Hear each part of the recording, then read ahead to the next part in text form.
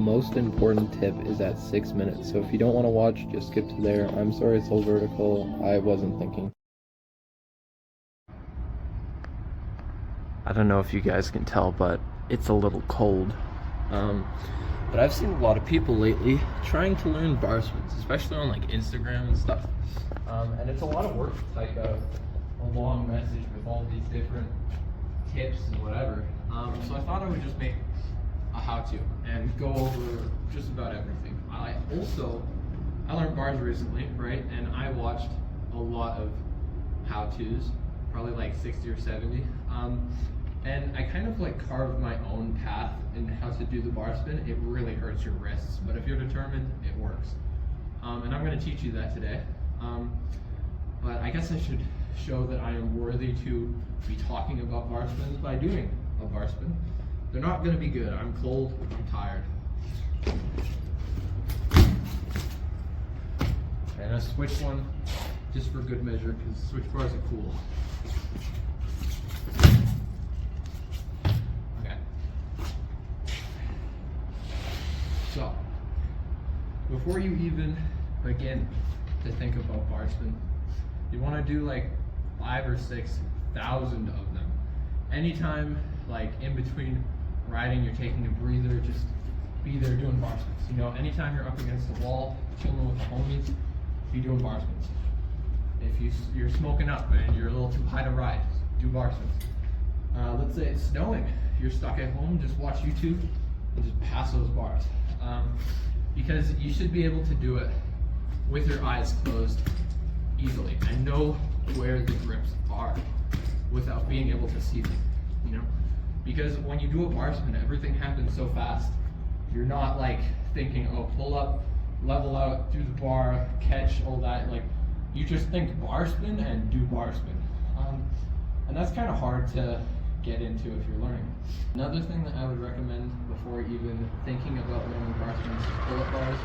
Everyone knows that, but it teaches you the pinch, and also instead of being like at this level without your feet in the right spot, you go to the proper level and your feet are in the right spot. And the pinch is super important.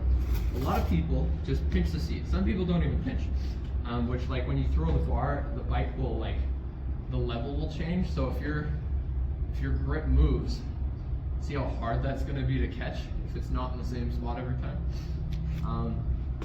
So like pinch is really important. Don't just pinch the seat. You also want to get your heel kind of wrapped under the crank arm, right? And on the back, you want to get your toes under the crank arm. That's just like really going to lock you in. And you should be able to go no hands very easily and not worry about it at all. Another thing that I would attempt before learning bar spins, this is kind of like right up to the point of trying them, but a no-hander. If you can't take your hands off, of course you're not going to be able to spin the bars. So if you're pinching though, if you're going slow, there's nothing scary about it. But now, time for the bar spin. I'm gonna go over hop first. You should probably be able to hop up a 3-stair, like get your bars into your hips, your lap, when you pull up. Because if you can't do that, you can't really get a high enough hop to confidently throw the bars. And another thing is like when you do them, you don't want to pull up and push forwards, because then if you throw and the bike levels out more, you could miss. And then that's where you do the thing where you fly back. You also don't want to go and like hop too far, push forwards, shoot this nosedive.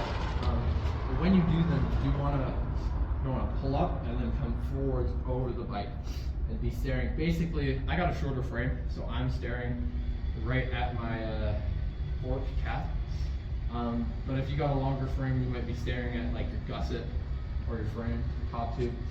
But now, time for the most important part, the thing that helped me get bar spins. So I see a lot of people when they're trying to learn bar spins, there's basically like two groups of people. There's the people who do, I was one of these for a long time, those And then, I don't want to hurt myself here. I'm just going to do it one-footed, but there's the people who do these. And, I mean, either way, you could make work, but this is going to hurt your wrists a lot, and it's going to take a while to learn, so your wrists are not going to be happy with you. I would recommend lowering your front tire pressure every time you go to do bar spins. I know it's a hassle to go and pump it up before riding, but it does help. And also, if you have like one of those playgrounds that are made out of rubber, try it there. I wouldn't try it in grass because it steals a lot of your pop. It makes it really difficult. But the rubber ones, they got enough like oomph to them to get pop. But if you fall in them, it's not concrete, you know. But what you're gonna want to do is your throwing hand. You are going to death grip it. Just death grip that grip.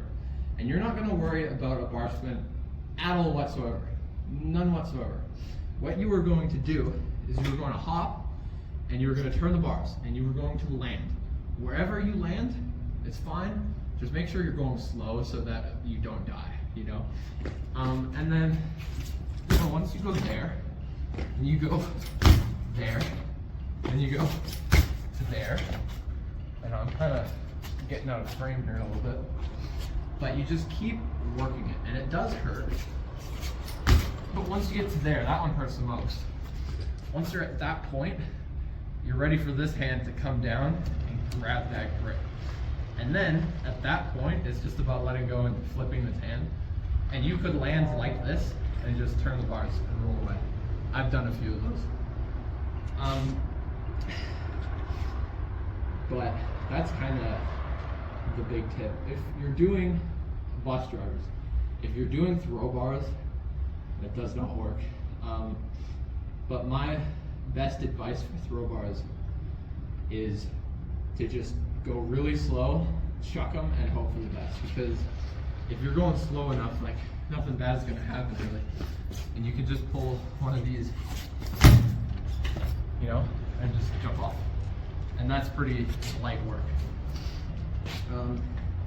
There's one more thing that I'd like to cover about bar spins, because it's like very important, and it's a feeling. And this might not make sense to you, but when you feel it, you'll know, and you'll know that you're on the right track. So when you are doing a bar spin, you're not pulling up, leveling out, and then throwing the bar. You're pulling up, and as the bike is coming forwards, that's when you start to throw. And you'll feel in your hand, because your grips are angled just a little bit, you will feel the grip rotate in your hand as you level out. And that's how you know, if you're getting a good hop and you're feeling it, that's how you know it's going to be a good bar spin, because you are starting that bar as you're coming up to your peak and then coming down, instead of going up to your peak and leveling out and then as you're coming down throwing the bar. Yeah, I don't think there's anything else really that I would need to cover about bar spins. I feel like the one-handed X method is like actually like a really solid way to learn bars, because you just keep working at them, getting more and more and more. And it gets hard around here, but once you're like getting like this, like you're basically there.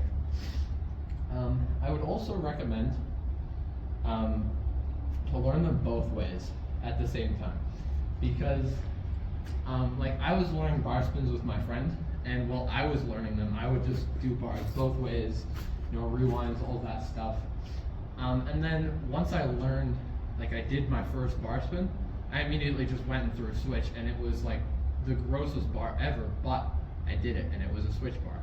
And then my friend over there, he went and learned bars, but he only did them one way. And then every time when we're playing a game of bike, it's like, oh, I'll just do a nice, easy hop switch bar. And his face just goes pale because he can't do them at all. And like I will attempt to do one of his bars, switch bars. Yeah, that's pretty accurate. Maybe missing the knee and just it falling out underneath him, but it is really good to have that muscle memory and the thought that it's not a switch bar, it's just a bar the other direction, you know. It's not scary, It's the same thing I just did or learned, you know. But yeah, I think that's it. I got kicked out, but I just wanted to say I believe in you and I wish you the best of luck with learning this. It's a fun trick, and once you get the hang of it, it's really not too hard. There's a reason you see people do them so much. And I forgot to cover it, but if you're right foot forward, you should throw with your right hand clockwise or vice versa, so that if you were to do a 180 bar, it's downside like you're seeing here. If it's topside, I would recommend learning switch 180s or switch bars as your regular to fix that, or you could just do topside bars. They're way harder and it's going to make trucks a nightmare, but you do you. It's your riding. Thanks for watching. I hope this helped.